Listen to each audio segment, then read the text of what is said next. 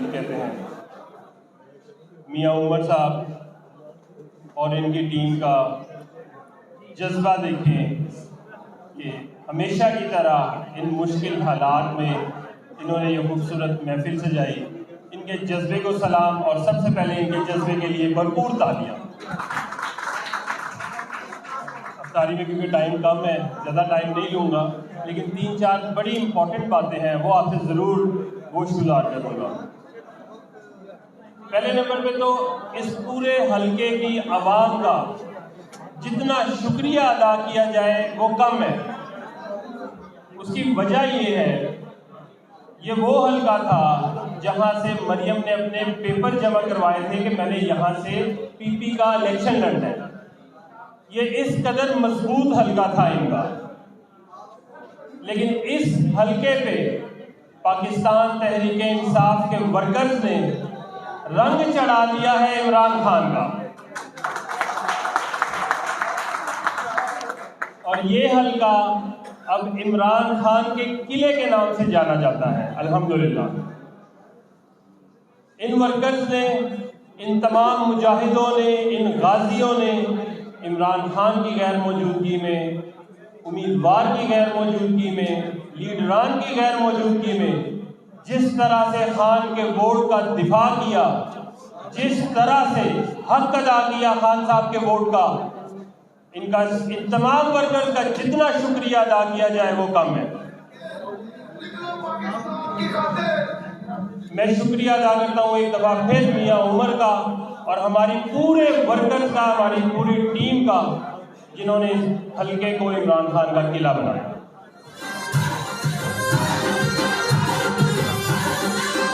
दूसरी इंपॉर्टेंट बात, जैसा कि आपको मालूम है, ज़िमनी इलेक्शन है हमारे इस हल्के में।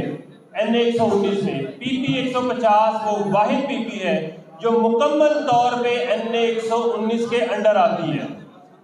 PP 150 का रिजल्ट पहले की तरह, जैसे आप लोगों ने 8 फरवरी वाले दिन वोटर्स को बाहर निकाला, पहरा दिया, पोलिंग स्टेशन पे पहरा दिया, वोटर्स को लेके गए पोलिंग स्टेशन पे। एक दफा फिर 21 अप्रैल वाले दिन आप सबकी जरूरत है, जिस तरह से पहले खान के नाम पे आप लोगों ने वोट कास्ट करवाए, खान के नाम पे पोलिंग एजेंट बैठे, इमरान खान के लिए आप लोगों ने कुर्बानियां दी, उसी तरह 21 अप्रैल वाले दिन आप सब लोगों ने खान के लिए बाहर निकलना है। और जो कसर पहले रह गई थी, वो कहते हैं ना, गिरती हुई दीवारों को एक धक्का और दो। ये आखिरी धक्का इंशाअल्लाह 21 अप्रैल वाले दिन हम लोगों ने लगाना है, और फॉर्म 45 के मुताबिक अपना जीता हुआ हल्का NA 119 हम लोगों ने दोबारा जीतना है इंशाअल्लाह ताला।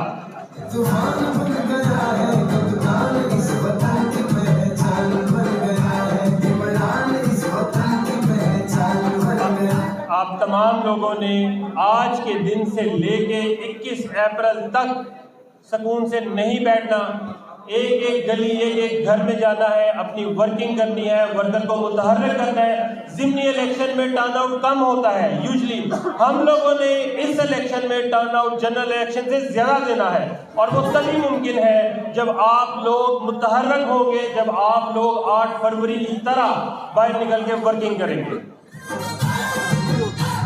एक और आखिरी बात, क्योंकि मेरे बाद अभी काफ़ी सारे लोग बैठे हैं, शहजाद भाई भी हैं, अजीम भाई भी हैं, लोहिया साहब भी हैं। इमरान खान, आज हमाद अजहर साहब ने, आप सब लोगों ने देखा होगा, पेशावर हाई कोर्ट से अपनी बेल ले ली और ग्राउंड पे आ गए। हमाद अजहर साहब भी जल्द ही इंशाल्लाह वर्कर्स के दरमियान में होंगे, और इंशाल्लाह बाई इलेक्शन में हमाद अजहर साहब वर्कर्स के दरमियान में होंगे और अपना भरपूर किरदार भी अदा करेंगे इंशाल्लाह ताला। अगली जो चीज़ है वो है इमरान खान की रिहाई।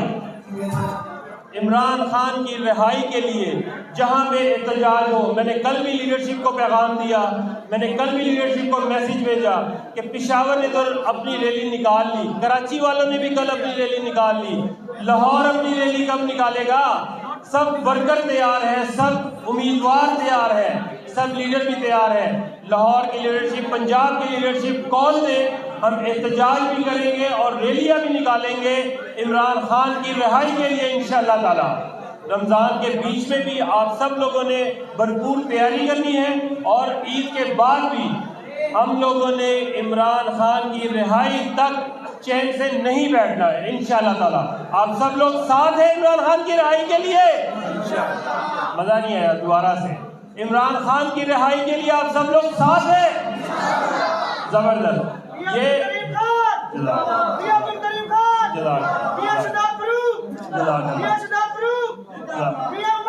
जिंदाबाद। हमारे लिए जो सबसे बड़ी जिम्मेदारी इस वक्त आ रही है वो आ रही है 21 अप्रैल वाली ज़िमनी इलेक्शन के लिए आप सब लोगों ने अपना भरपूर किरदार अदा करना है। आप लोग एक्टिव होंगे, हमारा टर्न आउट बढ़ेगा तो हम ये सीट इंशाअल्लाह ताला बड़ी मार्जिन से जीतेंगे और निकालेंगे। मैं पेश की मुबारकबाद देता हूँ इंशाअल्लाह शहजाद फरूक साहब को, जो पहले भी फॉर्म 45 के मुताबिक जीते हुए थे और अपनी जीती हुई सीट इंशाअल्लाह दोबारा जीतेंगे। मेरे साथ मिलकर सब लोग नारा लगाएं, इमरान खान, इमरान खान, कौन बचाएगा पाकिस्तान, कौन बचाएगा पाकिस्तान। जज़ाकल्लाह सर। अब्दुल करीम खान साहब, ये डीजे वाले भाई आप जरा थोड़ा सा म्यूजिक का चाहिए। बिस्मिल्लाहिर्रहमानिर्रहीम। बहुत शुक्रिया जनाब नदीम खान शेरवानी साहब और सारी टीम जिन्होंने ये प्रोग्राम अरेंज किया। और आज हमारे साथ मौजूद है हमारे यहाँ से जो ज़िमनी इलेक्शन में दोबारा इलेक्शन कंटेस्ट करते हैं शहजाद फरूक साहब।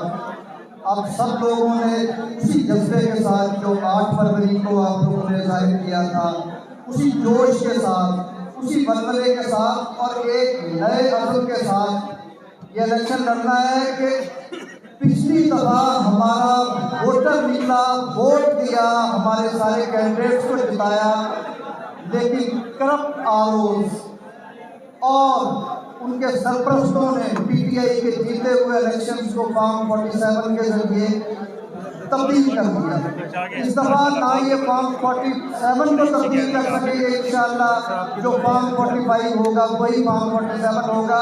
ये अहद आप लोगों ने करना है। और आज की पीटीआई, मेरे सारे यहाँ के लोग स्टेज पे बैठे हैं और आप लोग नीचे हैं, देखिए आज की जो पीटीआई है, आज पीटीआई एक नए रूप में सामने आई है।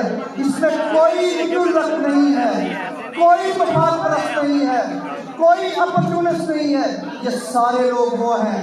मियां शहजाद फारूक आपके सामने है, इनकी कुर्बानी आपके सामने है, बाकी सारे लोग आपके सामने हैं। ये सारे लोग वो हैं जो कुर्बानियाँ दे के पीटीआई के साथ खड़े हैं, जो खान के नजरिए के साथ हैं, जो खान के लिए लड़ सकते हैं, खान के लिए जान दे सकते हैं और अगर ज़रूरत पड़ी तो खान के लिए हर कुर्बानी जो दे सकता है कोई आदमी वो देंगे। एक बात सिर्फ मैं कहना चाहता हूँ, बात शायद आप कहें कि बड़ी बात कर रहा है। आज आरिफ अली साहब हमारे यहाँ पे आए हुए थे लाहौर हाई कोर्ट बार के एक प्रोग्राम में।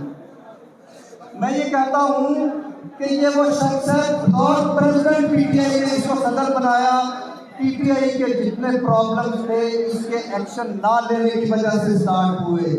चीफ इलेक्शन कमिश्नर जो मौजूदा है, इस जैसा करप्ट आदमी, इसने जो इलीगल एक्ट्स किए, जो अनकॉन्स्टिट्यूशनल एक्ट्स किए, इसके खिलाफ बनता था कि सुप्रीम जुडिशल काउंसिल जो इसको रिमूव करने वाला इदारा था वहाँ रेफरेंस भेजता। 6 साल तक आप बैठे रहिए, वहाँ आपने पीटीआई के वर्कर्स को तंग करते हुए देखा, इदारों को पीटीआई के वर्कर्स को जलील करते हुए देखा, इदारों को पीटीआई के इलेक्शन रिजल्ट्स को चेंज करते हुए देखा। इस करप्ट इलेक्शन कमीशन को, इलेक्शन कमीशन को आपने देखा कि इलेक्शन ड्यू था, इलेक्शन नहीं हुआ, इलेक्शन की डेट्स देके विड्रॉ कर दिया। ये जो सारी करप्ट प्रैक्टिसेस थी, आपको चाहिए था कि आप रेफरेंस भेजते। मैं सिर्फ ये कहना चाह रहा हूँ कि जो आदमी जब सीट पे है वो खान के नज़रिए के साथ नहीं है, तो वो सीट से उतरने के बाद वो जैसे करप्ट मुलाजिम रिटायर्ड होने के बाद मस्जिद की पहली सफ में बैठ जाता सर पे टोपी लेके, हम नहीं एक्सेप्ट करेंगे किसी ऐसे आदमी को। हमें ऐसे लोग चाहिए जो खान के साथ तन मन धन से साथ हैं, जिस तरह हमारे यहाँ के कैंडिडेट हैं, जिस तरह खान ने बाकी कैंडिडेट्स को मुख्तलिफ किया। और आपसे भी यही तवक्को करेंगे कि हम किसी भी अपर पुलिस को अपनी रैंक्स में आगे जगह नहीं देंगे।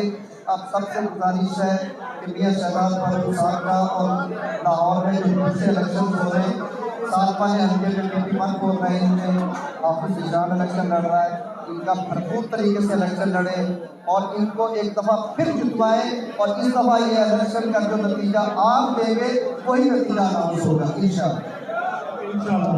मैं इससे पहले कि शहजाद फारूक साहब को बुलाऊं, मैं बात करूँगा जनरल सेक्रेटरी पंजाब पीटीआई, सदर पंजाब इंसाफ फोरम मेरे जनाब चौधरी जुबैर अहमद कसाना साहब को और मैं गुजारिश करूँगा सारे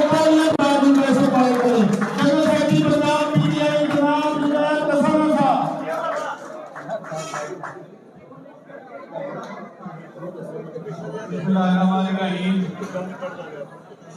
इस वक्त सारे हाउस में आप लोगों को सिर्फ और सिर्फ दो गुजारिशात करनी है।